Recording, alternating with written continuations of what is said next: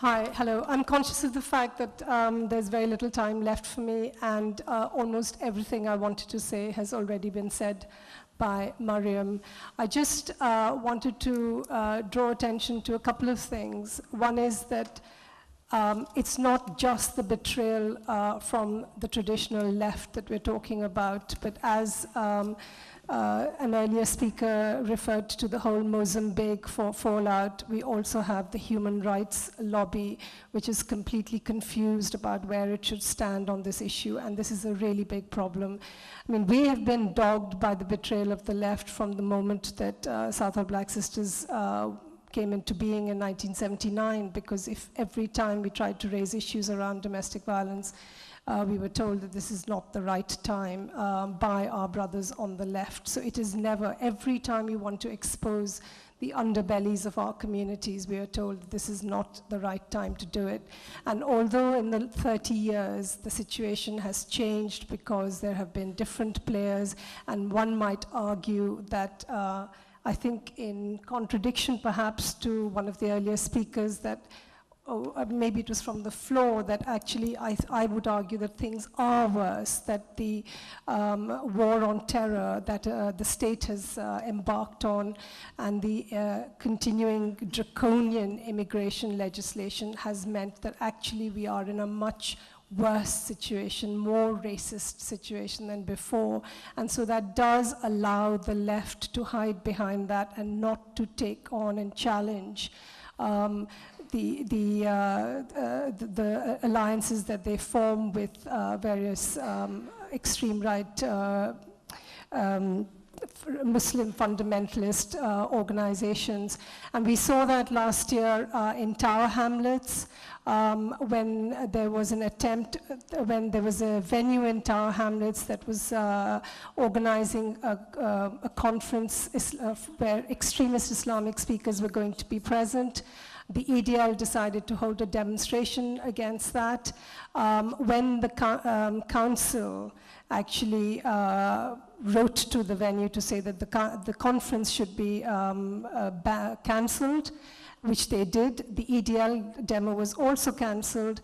What happened at the march that was organized by the Left Alliance, there were calls saying that the council was craven for having banned the conference. So this is the problem, that you are not able to tackle Islamism within, sorry, not Islamism, but fascism within your own alliances, and you're fighting fascism outside, and it can't be done. Both things need to be challenged. We need to have a sort of Janus-headed position on this, fighting fascism across black, brown, and white fascism. Thank you.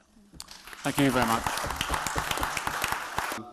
Look, I'm afraid, starting with the gentleman there who made the point, you're guilty of hearing what you wanted to hear rather than what I said. I did not attack those who supported, or who were against, the Ground Zero Mosque. I did not say that. I understand the debate. It's not a debate that we're having tonight. I attacked two of the personalities involved in spreading a particular vitriol around that debate, and I named both of those individuals, and it was about the individuals as examples of people I would regard as being beyond the pale. That's the first point. The second point is you go on to speak about the EDL having a Jewish division, a gay division, and so on, as if this should sanitize the organization. Well, Natura Carter go and meet with Ahmadinejad. Are we going to hold that up as an example of sanitizing him, right? People always say, where are the Muslims? Well, I speak as a Muslim. I've been engaged in this work and working with people against Islamism in this country. There are lots of Muslims in this room who do, and yet we are very quick. We do it ourselves. I do it in identifying Islamists by their words, by their associations, by their platforms, taking them at their own value by the words that they say. And yet we are expected, on the flip side, to reverse our values when it comes to people who oppose Islamism or say they do, such as the EDL. And then we're being told, where are the Muslims? Well, this is from the spokesman of the EDL. The video is on YouTube. It was transcribed today in our office. Allah, fuck it. Fuck 'em. Fuck 'em. I'm not being funny. Fuck 'em. I'm going to get arrested for this shit, but fuck 'em. Fuck 'em. Fuck 'em. I'm not having it. Fuck 'em. Now that's from Gurmjit Singh.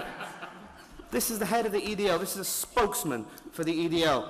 You want to talk more about the EDL today? A good colleague of mine, sat at the back, sent those pictures through from the Facebook pictures of prominent EDL members, swastikas, Combat 18 symbols. If you want to throw your values out the window just because someone says that they're anti-Islamist, you can do that. But I will not be part of that movement.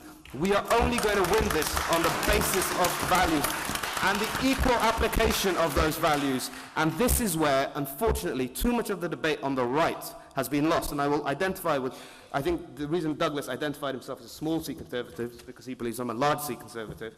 But regardless of that, this is a side of the debate that I feel passionate about. The left is not ultimately where I see myself engaging, but I feel disheartened with the way I see this debate going, and I'm afraid, despite you emailing me just a couple of weeks ago, this is where I feel it's very difficult for us to work together, because I will not compromise my values and principles for a short-term gain. Thank you very much.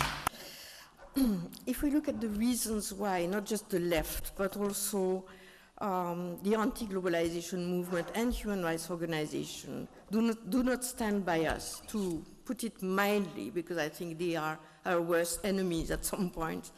I think on the one hand, there's this intellectual laziness, which prevent them from analyzing the problem of the Muslim right, of Muslim fundamentalism in political terms rather than in religious terms.